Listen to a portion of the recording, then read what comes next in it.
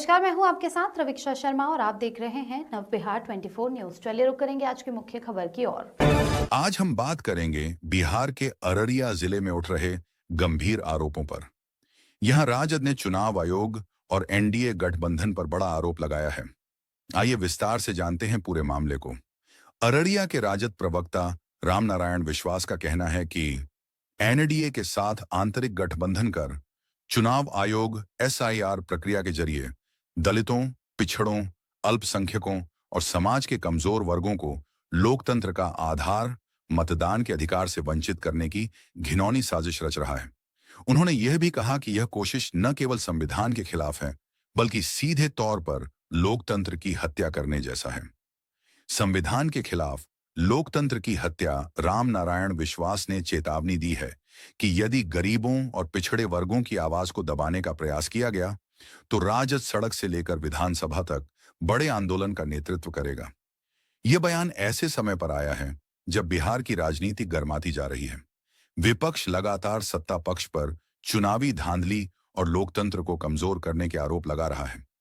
वहीं चुनाव आयोग की ओर से इस मामले पर अभी तक कोई आधिकारिक प्रतिक्रिया नहीं आई है। तो दोस्तों, आप क्या सोचते हैं इस पूरे मामले पर? क्या ये आरोप सही हैं या राजनीति का एक खेल? हमें अपने विचार नीचे कमेंट सेक्शन में जरूर बताएं। अगर आपको यह वीडियो पसंद आया हो तो लाइक करें, शेयर करें और हमारे चैनल को सब्सक्राइब करना ना भूलें।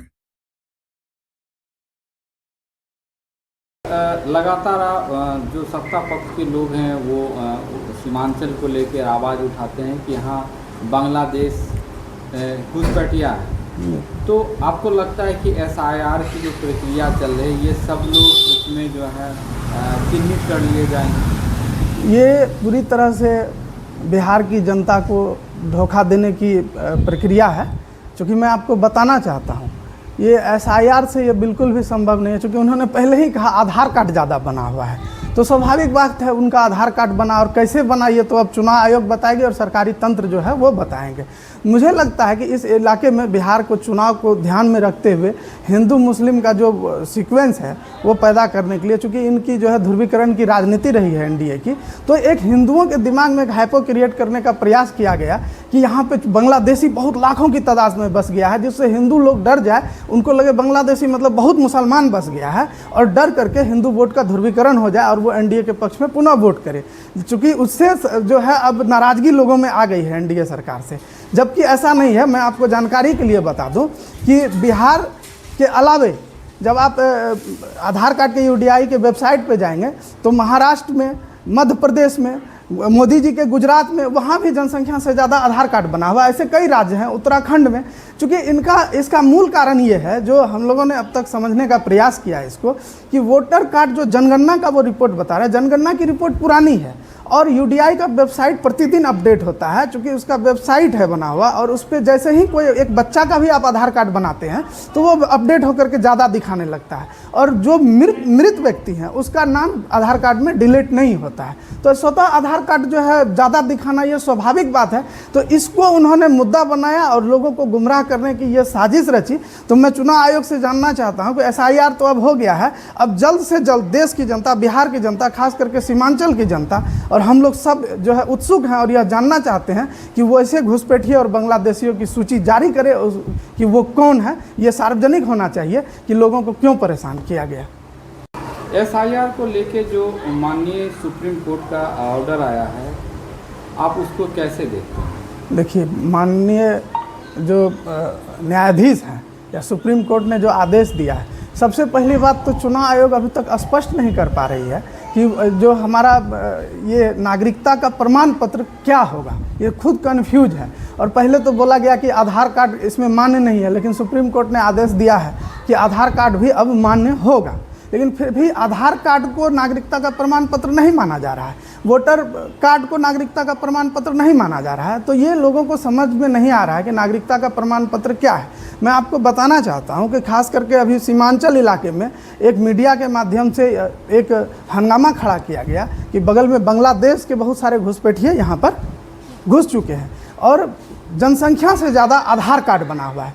तो इस अनुसार आधार कार्ड ज़्यादा बना हुआ है।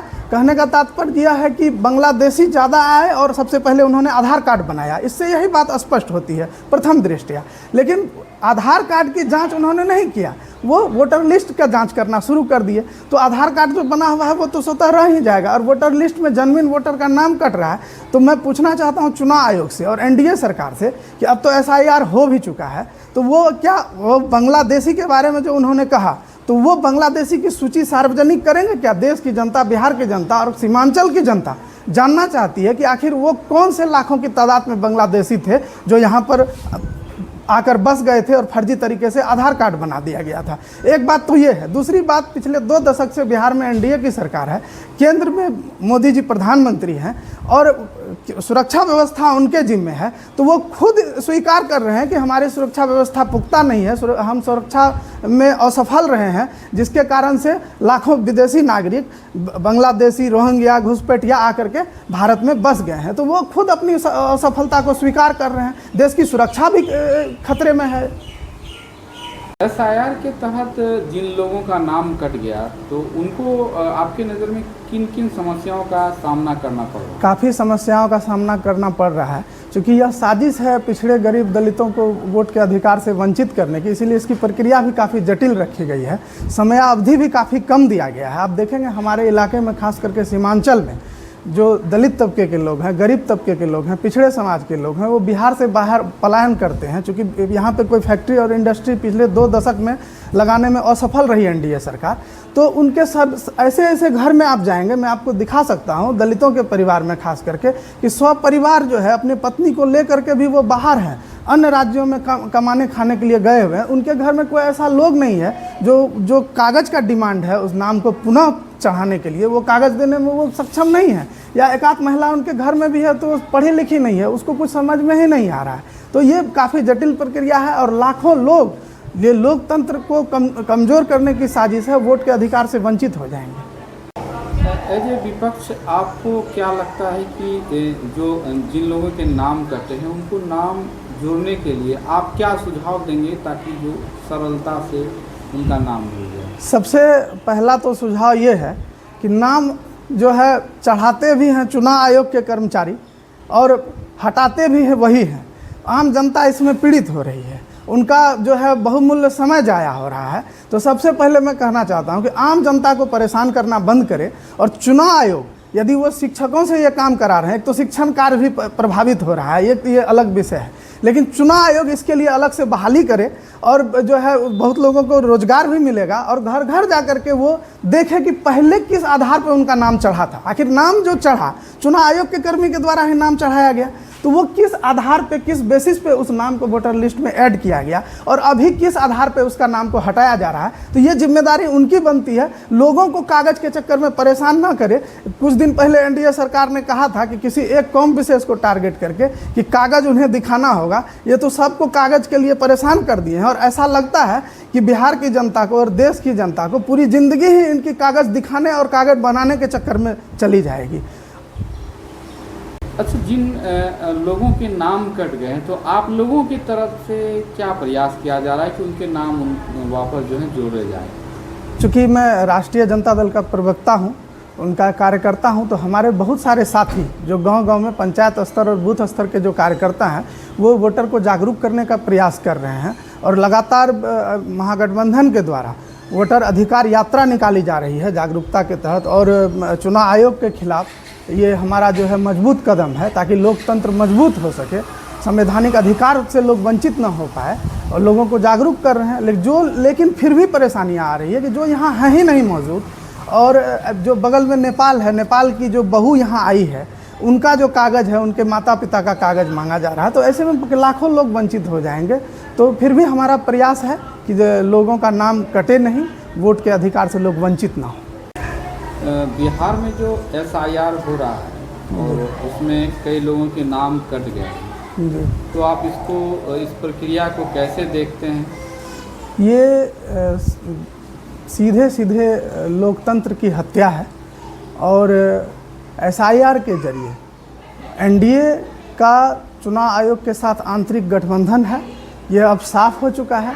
और चुनाव आयोग को टूल किट के रूप में प्रयोग करते हुए एनडीए सरकार ने एसआईआर करवाया। और ख़ास करके अभी बिहार में चुनाव है और एसआईआर के जरिए लगभग अपने सीमांचल में, मैं अररिया ज़िला से हूँ, हमारे ज़िला में लगभग 1,65,000 वोटरों का नाम काट दिया गया है और उन्हें वोट देने के अधिकार से वंचित किया गया है। और यह जो है लोकतंत्र की हत्या है। दलितों, पिछड़ों, अक़लियतों और कमज़ोर तबके के लोगों को लोकतंत्र की आत्मा वोट देने के अधिकार से वंचित करने की घिनौनी साजिश है यह एनडीए सरकार की।